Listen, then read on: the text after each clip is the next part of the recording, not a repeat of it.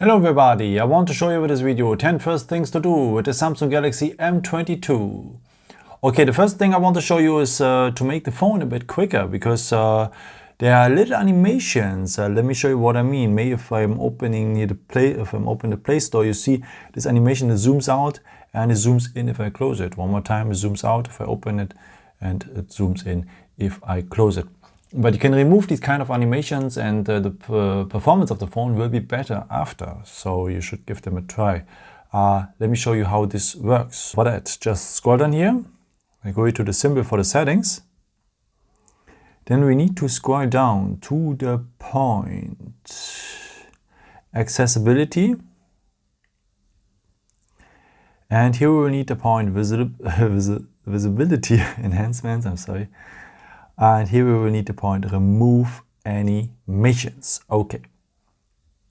Now if I'm closing it, you can see already no animations and so on. If I open now the Play Store, it's immediately there. If I close it, it's immediately gone. Let's compare. If we're off, remove animations, then zooms out, zooms in. And you should really try it because it makes the phone faster and so on. It saves time. The next one I want to show you is also a very nice one because the phone is very large and so on and you cannot reach everything with one thumb.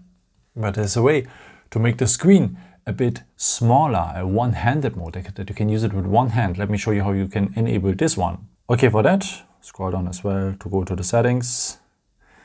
Then we need to scroll down to the point advanced features. And here we will have the point one-handed mode. And if I enable the one-handed mode, now, if you want, you can tap also on one-handed mode and you see how it works a bit. You can choose between the gesture one and the button one, but the gesture one is better. The gesture one means that if you swipe down the home button, then you have a smaller screen. Now, if you want to go back to the regular screen, just tap here on the outside and it's there. And that makes it very comfortable. If I scroll down here now, I have completely access here with one hand and I can really play games or going to the internet and so on and so on. And by the way, if you are left-handed, you have also the chance here to go on the arrow and then it's on the other side here. So very nice. Yeah, and whenever you want to stop it, if you have both hands available, just tap on the outside and you're back in the regular mode.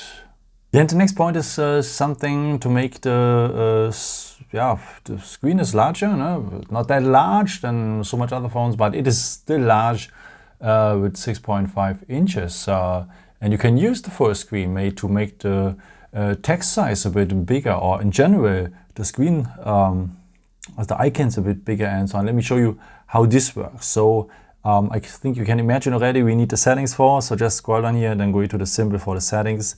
And then we will need the point display.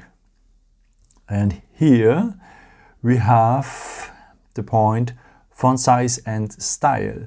So here we can enlarge a bit the text size if we want. No? It affects here also the notifications and so on. And we can do also something else. If I go back now one step so that I'm back in the display settings, I can set up the screen zoom. And the screen zoom enlarge everything. And that makes it much more comfortable for the eyes. As you can see, the icons grow up as well a bit. And the only thing is, the notifications, you cannot see everything. Again, yeah, that's the only disadvantage. But if I'm going to the settings maybe here, everything is enlarged and that makes it much more comfortable. The next mode I want to show you is if you say, okay, I don't need it so enlarged, I want to have more on my big screen here.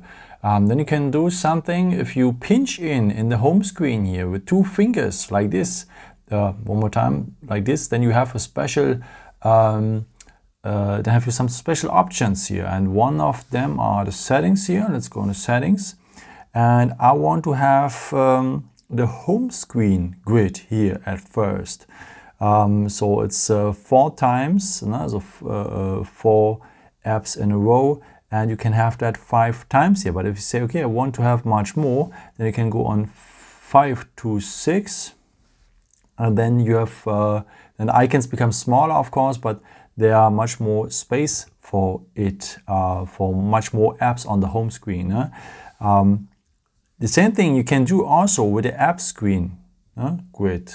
You can also say, okay, I want to have more apps here in a row like this, and you can see there are much more apps now in a row, and yeah, then you don't have too much pages and so on.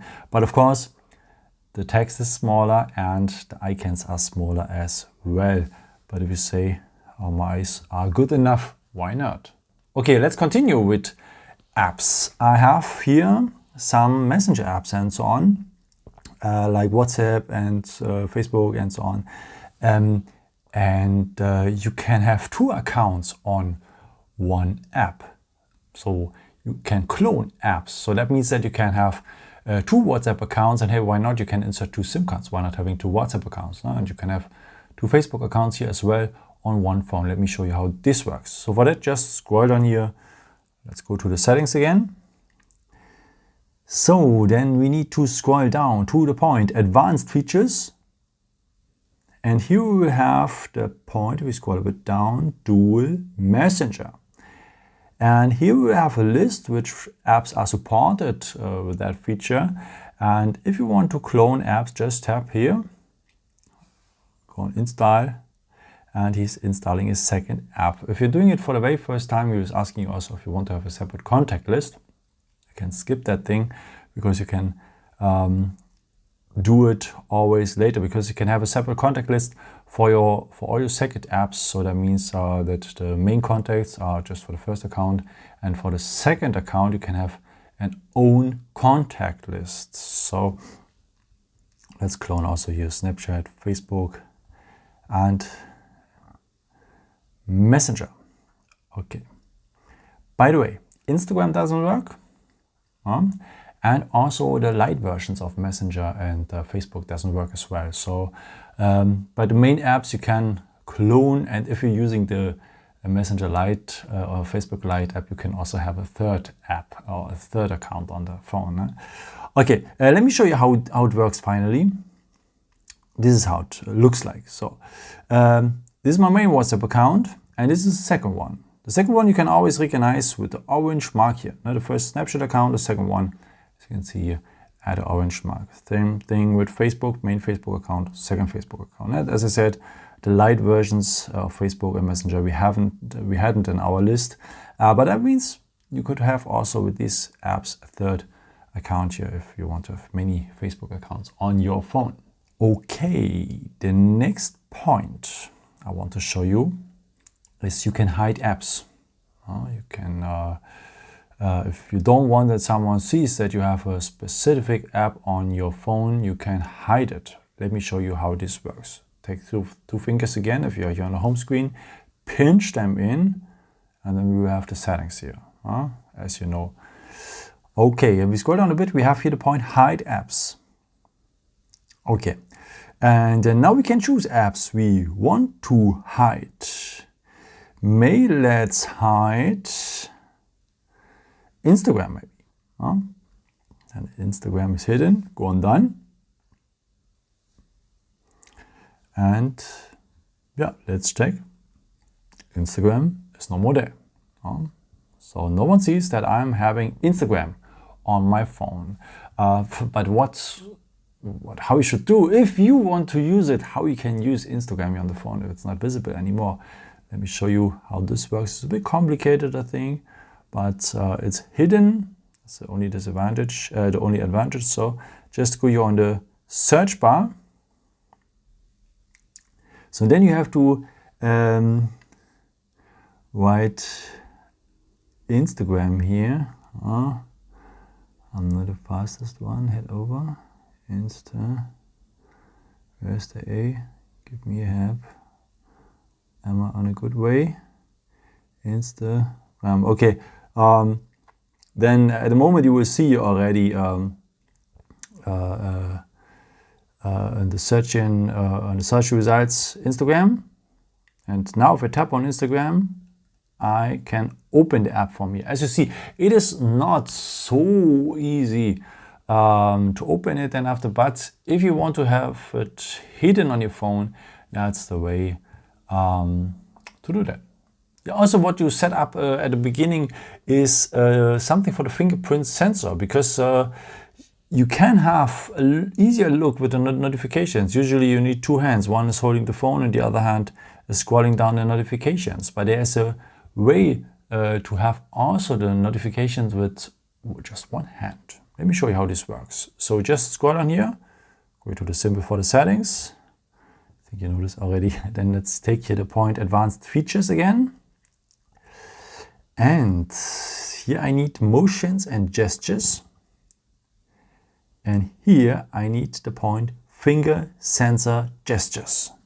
If I enable it, I'm now able to scroll down scroll down at the fingerprint sensor to having the notifications. And if I want to remove it, I just scroll up. No? And as I said, it's very useful if I'm having the phone in one hand, scroll down and scroll up. Very easy and simple, and this is to have always quick access to the notifications. Okay, the next point I want to show you is something for our eyes, because I think you have realized it already. If you're looking on your smartphone, it gives your eyes stress, especially in the evening. And yeah, there are some universities who says this makes sleepless nights and so on. But you can reduce this blue light, what is disturbing our eyes. And let me show you how you can do that. For that, scroll down here. No, we don't need the settings. Scroll down a second time, because there's a shortcut also here. First of all, we have more apps here, also nice to know. And also on the second page, we have a second page, and we can add also more shortcuts here. And here's a way to enable this eye comfort shield, so the blue light filter, very quick and easy. So just tap on it, and you will see that the color of the display is already changing. And that's the blue light filter. A bit unusual at the beginning, but I promise you it will become better after a few days. We will become used to. Okay, now something else. If you go now to the written word here, the shortcuts, you have sometimes more options, like in that case. Because here I can set up as well the color temperature. By the way, most of the time at the default settings, we have the adaptive display here. This recognizes a bit the area and turn on a bit of the blue light filter here, but I would recommend to you to customize it by your own. Customize the blue light filter, because then you can squeeze out the maximum from the blue light filter. And as more opacity we have here, as better it is for your eyes. And as I said at the beginning, very useful in the evening, because our eyes have really stress, and that could affect also our sleep after. So you should have it at latest at night. So if you're looking on your smartphone in the evening, you should have enabled the blue light filter. And if you say, okay, it's too complicated to scroll down every time, no problem, you can schedule it. Let me show you how this works. So just go here on details, and then go here on set scheduled. And I would recommend to you, like in my case, from the sunset to sunrise. You should enable it from sunset to sunrise, because then the phone is detecting it automatically with the time and the local zone and so on, the time zone when the sun rises and when the sun goes down. And it will enable it automatically when the sun sets, and with the sun rises, it will turn off that feature. So a very useful tool. And there's a second thing to support it, especially in the evening. For that, just scroll in here, scroll on a second time, go on the second page, and here we will have the dark mode. So if we enable the dark mode, you see what was very bright before becomes dark. You can see it as best at the settings, because it's no more white, it's black now. And that also really supports our eyes in the evening. Because if everything is dark around you and you have a very bright screen, of course, It doesn't make so much fun for the eyes. And let me go back here. So if I go now here on the written word dark mode, as we have learned, we have some more options. Yes, we have some details here, because on the day the dark mode is not so good, because if there's much light, like in the sunlight, it's very difficult to see some on the screen. So you should have it just on the evening, and I really recommend to you to turn on it as shed duty as well, and of course also sunset to sunrise. Then the phone auto detects the situation and turn it on if you need it, and turn it off if you don't need it. We are at the last point, and the last point is also something at the shortcuts. It's about the torch, the flashlight, and I think you know already how to use it. No? Scroll on here, and then we have here the icon for the flashlight or the torch and so on. But there's a nice Easter egg also in it. So if we scroll down again, as we have learned, we have some more options here. Also, if you tap on the written words, you have here the option at the flashlight to make it brighter. Also good to know.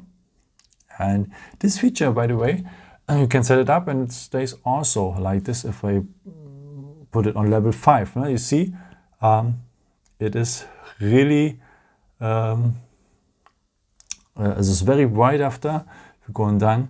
And next time if you're using a flashlight to see something in the dark, it is much more useful, and so on. Yeah, as I said, we are at the end. I hope I could show you some new stuff here for your phone, what you can set up and so on. And yeah, if you want, you can give me a nice comment, maybe with your favorite feature and so on, or you can give me also a thumbs up. That would be very helpful for my videos. Thank you so much for. And you've got also some other videos if you're interested in, or you can also subscribe me to don't miss a new video. Thank you so much for all your support, and yeah, maybe until next time. Ciao.